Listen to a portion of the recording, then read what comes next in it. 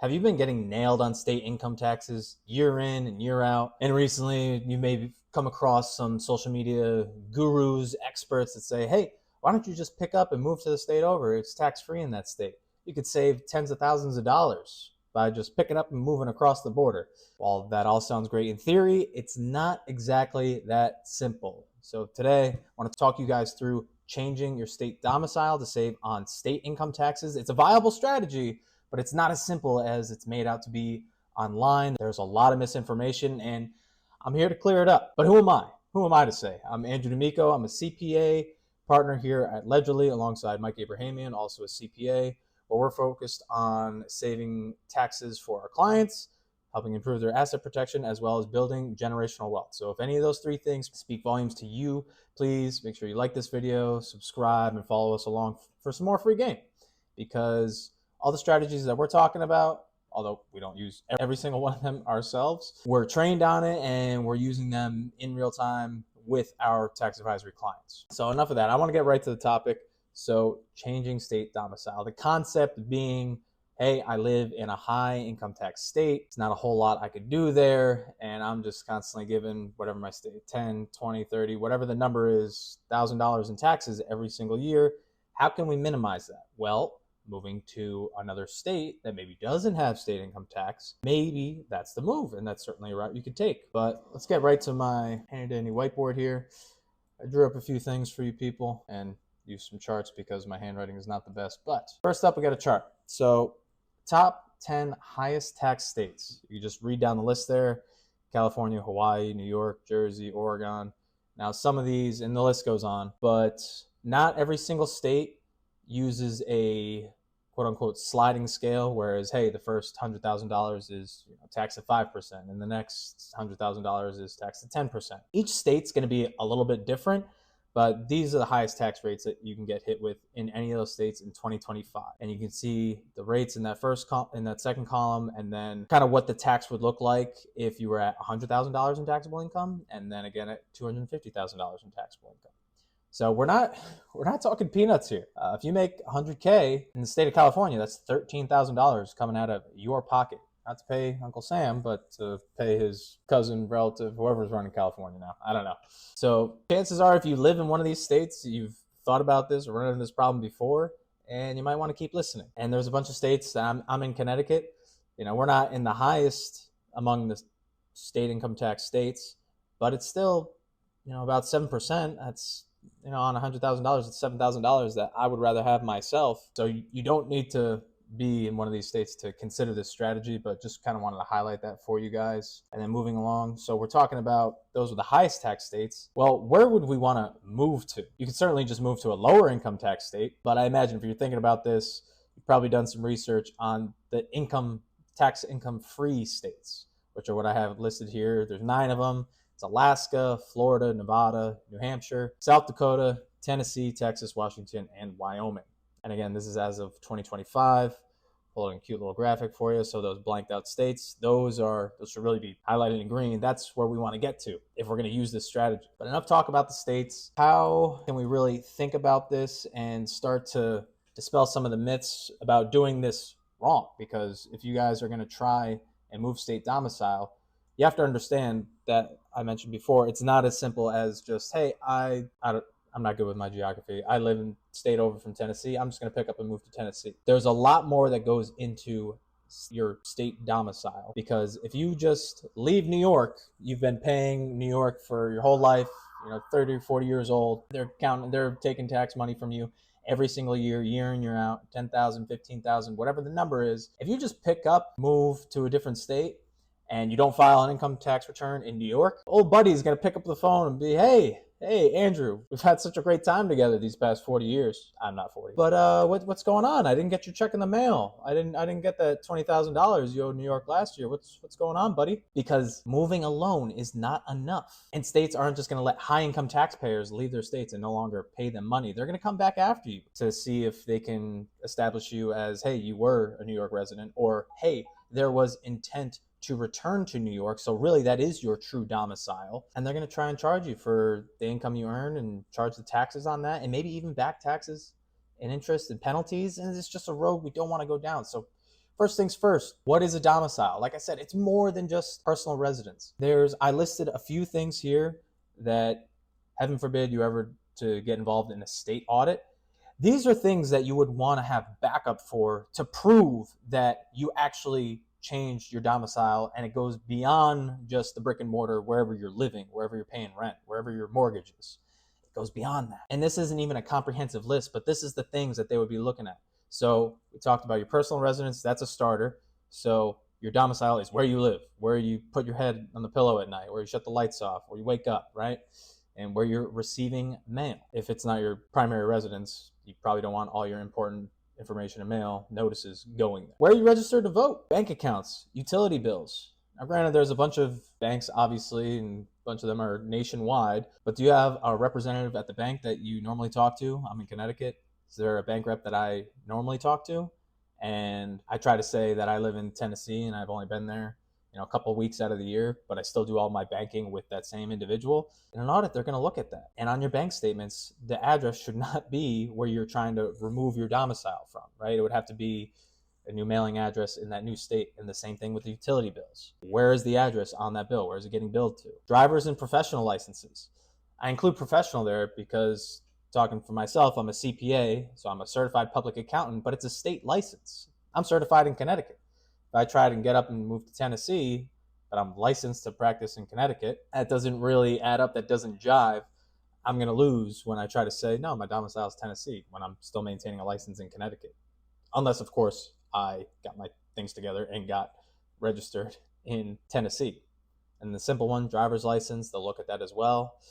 Where are your doctors, dentists, lawyers, or even accountants like me?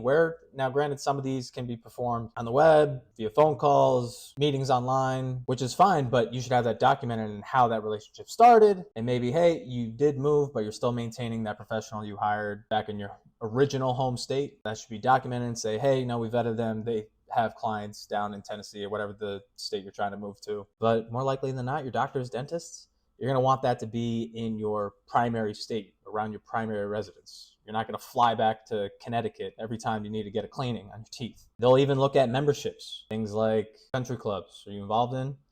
Maybe anything in the community. Gym memberships, that's an easy one. They'll look at that. Kind of same thing with the bank. Yes, there are gyms that are nationwide, but you better have some good documentation that shows, hey, here's even my workout log. This is the gym I've been going to. It's in this tax-free state. This is my home gym now. Then moving along here, where is your family or social life? Certainly, obviously, you grow out of the nest, you start living on your own, then maybe you move to another state and your family stay back in your original home state. That could be, but that's going to have to be documented. Again, everything I'm talking through, you're going to have this all consolidated in a binder, keep statements, keep papers, and documenting the reason wherever there's kind of a discrepancy. Like specifically in this one, family. If I move to Tennessee, but my folks stay in Connecticut, I better have documented that, yep, no, my future is in Tennessee. My intent is to remain a Tennessee resident. Yes, I do go back and visit my parents. My folks are staying there. Maybe when they retire, there's a plan for me to move them down, maybe in with me in a retirement community, whatever it is. But whenever there's a discrepancy, you want to make sure you have some backup that explains everything. Like, hey, we thought this through, but the intent is to remain in Tennessee. I moved for a greater opportunity with work, or I think I could do better business down there at rental properties. There's got to be something keeping you in the new state if there's going to be something that looks funky when it comes to the old state. Social life.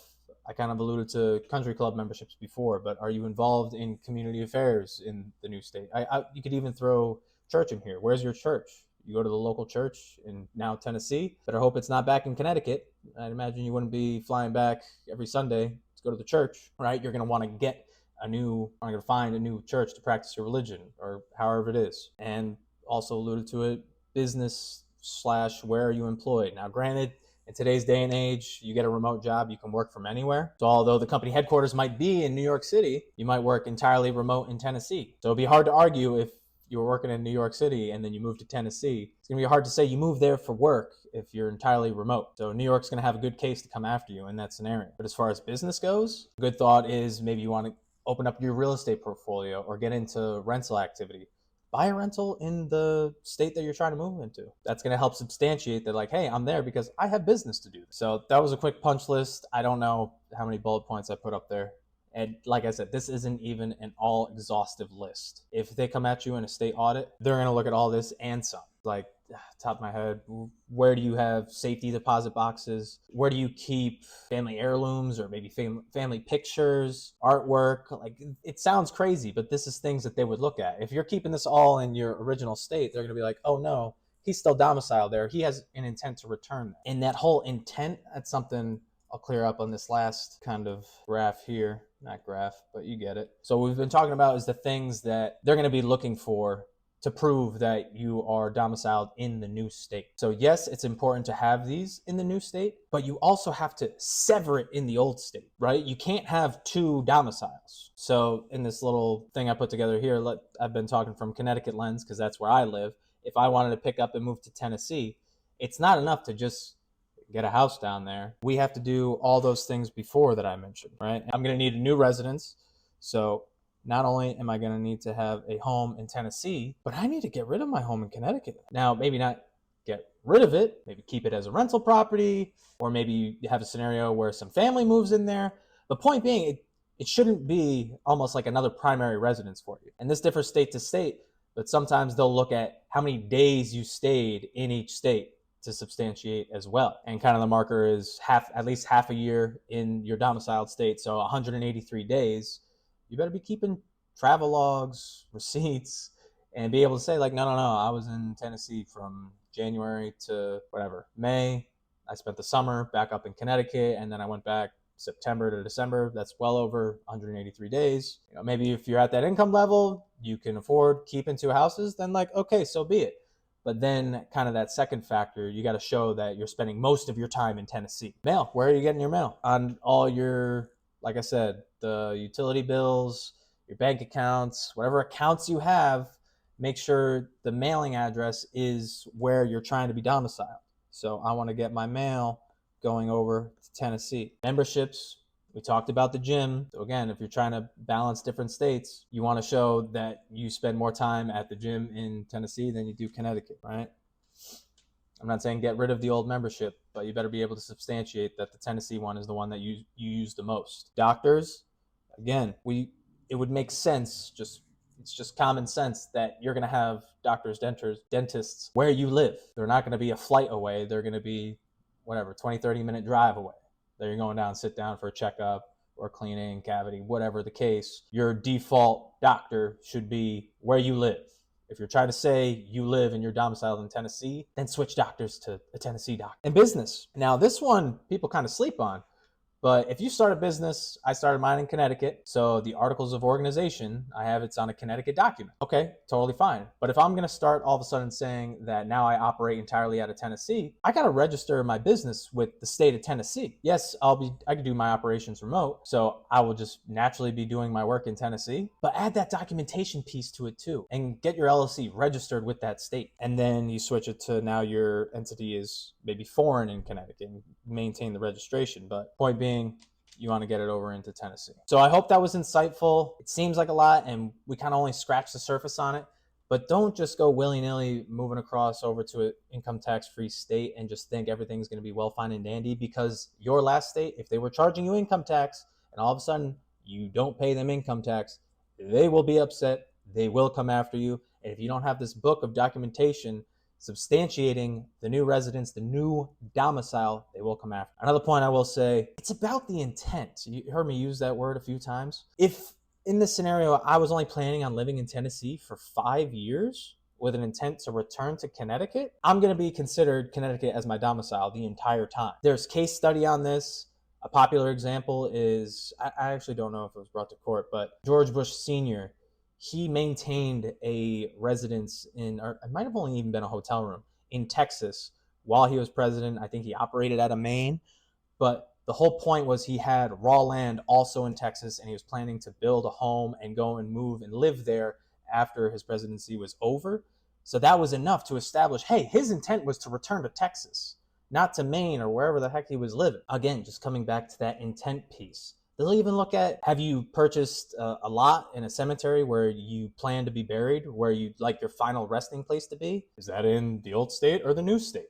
Seriously, these are the things. It sounds crazy, but they will look at this because it's all about the intent, where you plan on living your life. Granted, things change, but again, intent. So you might intend to live somewhere for 20 years. Maybe something happens with parents or family, tragedy, who knows, business goes wrong, goes south, and you need to move again. Okay, then we're going to be changing domicile again. But you want to have this backup, some documentation explaining your decision for everything.